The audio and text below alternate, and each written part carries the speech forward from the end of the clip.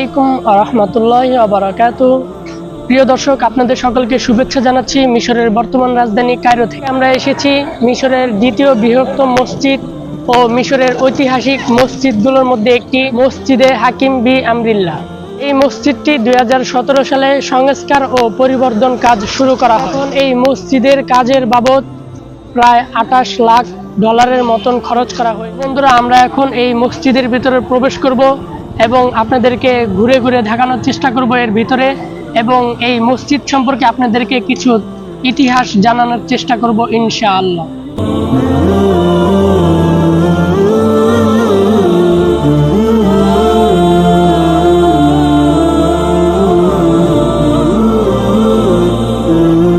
ঐতিহাসিক এই মসজিদটির নির্মাণ কাজ শুরু করা হয় ৩৮০ হিজরিতে মোতাবেক ৯৯০ সালে পঞ্চম ফাতিমি খলিফা আজিজ বিল্লাহের হাত ধরে।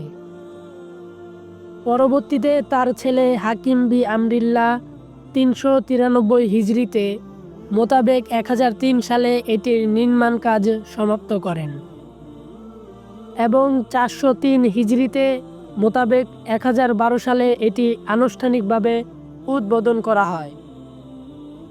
তখন এই মসজিদটির নাম রাখা হয় মসজিদে হাকিম বি আমরিল্লাহ। পরবর্তীতে ২০১২ সালে এই মসজিদের সংস্কার ও পরিবর্ধনের কাজ শুরু করা হয়। জানা যায় যে এতে খরচ করা হয়েছিল প্রায় ২৮ লাখ ইউএস ডলারেরও বেশি।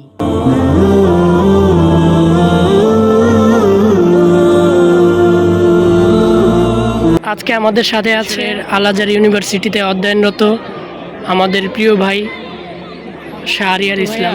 এই মসজিদটি সম্পর্কে আপনার কি তথ্য দেওয়ার আছে যদি আমাদেরকে বলতেন। আসসালামু আলাইকুম রহমতুল্লাহি ওয়া বারাকাতুহু।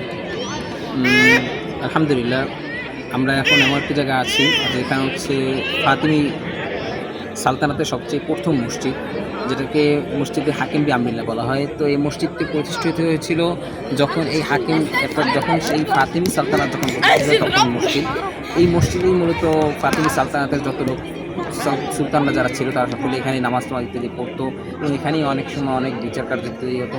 আর এর আশেপাশের যে আমরা ভূমিগুলো দেখছি, এই আশেপাশে পুরোটা হচ্ছে শাসন কেন্দ্র। অর্থাৎ মিশরে যখন ফাতিমি সালতানাত যখন তারা এখানে শাসন করতো তখন তারা এখানে এই মসজিদে তারা ব্যবহার করতো।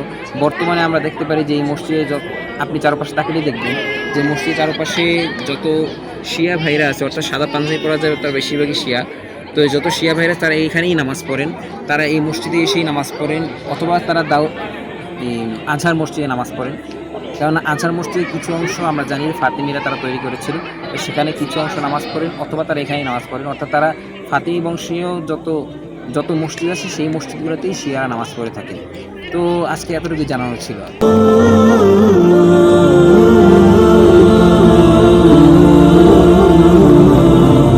এখানে আগে একটি কূপ ছিল, এখন এখান থেকে মোটরের সাহায্যে পানি তোলা হয় এবং এই পানি দিয়েই ওযু করা হয়।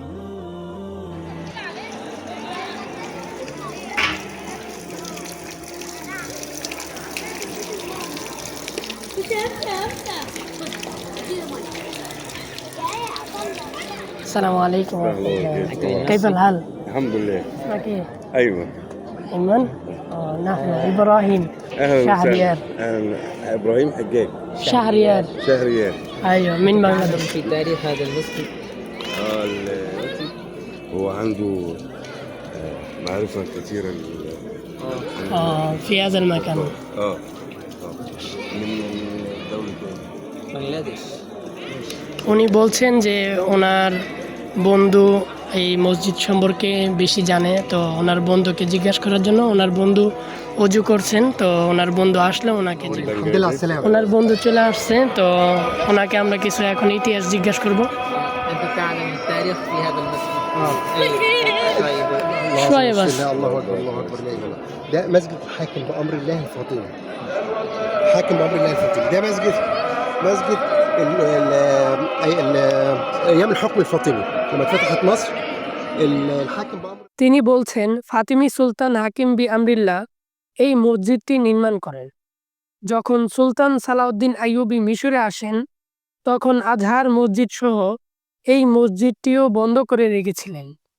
পরবর্তীতে প্রায় ২০ বছর পর নতুনভাবে সংস্কার করে মসজিদটি আবার সাধারণ মানুষের জন্য উন্মুক্ত করা হয়েছে। دين الله الفاطمي هو ده وده المسجد بتاع الحاكم بأمر الله شكراً، نورتونا شكراً. جدا مع وشرفتونا مع السلامة. مع السلامة. اسمك ايه؟ محمد الحمد لله.